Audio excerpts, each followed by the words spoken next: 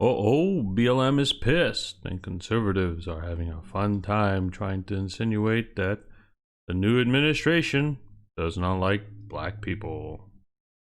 Let's discuss.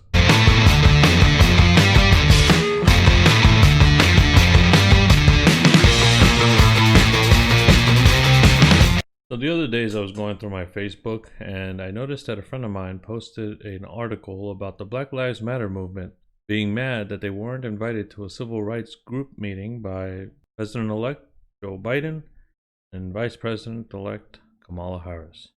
Now, admittedly, my friend is a Latina, a Trump supporter, and a big-time conservative. It's important to note that she is one of those individuals that believes that Black Lives Matter is a hate group along with Antifa.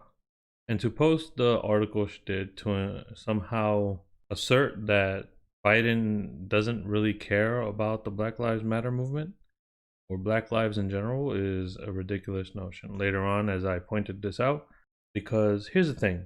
If I'm going to put my feet into the conservative shoes, and I am an individual that believes that Black Lives Matter is a hate group, why am I mad at all or will insinuate something about them not being invited to a civil rights group? I would be glad, at the very least, Biden hasn't invited this hate group. Personally, I can't tell you if Biden and Kamala actually care about Black lives. There are things in their both their past actually that'll put that into question. And those are conversations we can have if you want to have them. But to assume just because they didn't invite BLM that they don't care about Black lives in general, just by that is ridiculous. If we scroll down here, even you see this article even kind of tries to toe that line. Well, the honeymoon between current Democratic presidential candidate Joe Biden and Black Lives Matter seems to be over. Black Lives Matter threw all their support and pull behind Biden in hopes that he would win the election, in hopes that he would do as they wished. Now they are seemingly finding out that Biden's use for their platform, at least for now, is over. This is a ridiculous assumption. Because here's the thing, and we'll get to the structure of BLM. But first and foremost, let us talk about who actually went to this meeting. In an article by the Economic Times, if you scroll down, you'll see a lot of the individuals who were invited to the conference on civil and human rights. Other participants were Melanie Campbell, President and CEO of National Coalition on Black Civic Participation and convener, Black Women's Roundtable. Kristen Clark, President and Executive Director, Lawyers Committee for Civil Rights Under Law. Sherilyn Ifill, President and Director Counsel, NAACP, National Association for Advancement of Colored People, Legal Defense Fund. Derek Johnson, President and CEO of NAACP. Mark Memorial, CEO, National Urban League, and Reverend Al Sharpton, President and Founder, National Action Network. All of these other individuals were invited to the civil rights meeting, but because BLM wasn't, all of a sudden the Democrats and the future president doesn't care. The logic makes no sense. I pointed out that when it comes to individuals like Patrice, they are influencers, right? They are rally organizers. They are not lawyers. They do not create policy. Their ability to change things is to organize movements in order to pressure those with actual power to make changes. When it comes down to it, that's what it is. Influencer or rally organizer. This makes as much sense as someone being mad that Donald Trump didn't invite Candace Owens to the White House. Candace Owens is just a conservative influencer and rally organizer.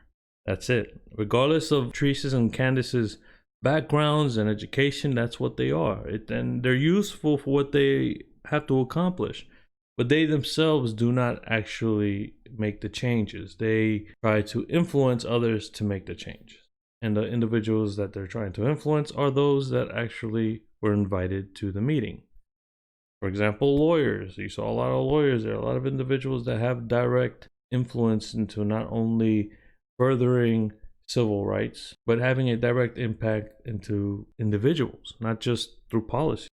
So in this article of How Stuff Works, it says, Black Lives Matter means a lot of different things to a lot of different people. It's a racial justice movement, a rallying cry, a social media hashtag, and even a political organization. For some, the movement is also a divisive force that has drawn a line between the police and the people and helped spawn some of the violence seen in the aftermath of high-profile police-involved shootings.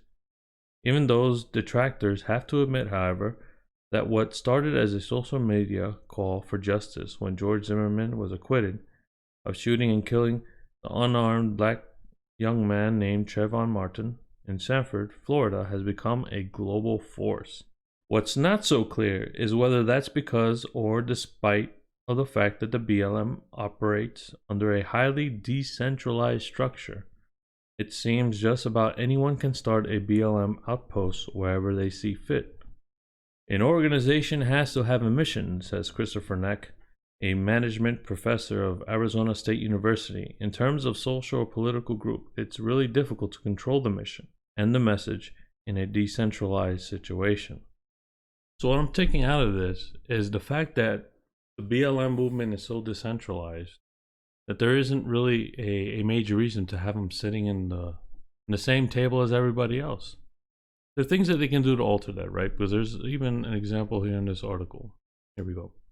BLM structure looks a lot like the Occupy Wall Street movement, which made a name for itself when protesters turned a park across the street from a financial center of the world into an open-air campsite. But Pauly, who has been involved in social activism surrounding the Flint water crisis, says Black Lives Matter might be better served by looking to the Catholic worker movement. That decentralized social justice initiative has launched a number of service-oriented communities around the globe. It has also lived on for decades following the death of leader Dorothy Day. The workers' work continues, according to Pauly, because of the example that Day set for the movement at large. I'm convinced that a lot of it has to do with a certain kind of leadership and a certain kind of authority, Pauly says, of Catholic workers staying power. Dorothy Day was not somebody who was looking for followers. I like to call hers an exemplary authority. What she was trying to inspire was not followers, but for people to live out the kinds of principles that she embodied in her own personal behavior, knowing that they would do it in a variety of ways. So when we're talking about decentralized groups, and BLM being one of them, the one thing they need to, in order to up their game, is to provide services to the black community. What is BLM actually doing to feed, clothe the black community directly without the necessity of other individuals? So in order for me to justify having the BLM movement as part of this civil rights meeting, they need to be able to provide more. I totally agree that the BLM movement is an important movement. We are still suffering the repercussions of what happened in the past. We can argue that it's not as terrible as it was before, but it doesn't change anything. It doesn't change the fact that there were police on record saying that they were going to kill black people, right? It doesn't change the fact that there are communities who see the BLM movement as enemies right off the bat without figuring out whether or not these are one of the individuals from a group that is probably more violent or militant, or is this one of the groups of individuals that are more about helping the community, right? Or just wanting to rally peacefully for the movement. And because it's decentralized, we can't really pinpoint who it is we're facing when we're facing anybody with a BLM flag.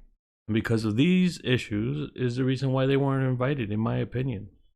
And I'm not saying that they don't deserve a place on the table, but if they want to actually influence not only people with power, but their own communities, it's also necessary for them to do their part for those communities.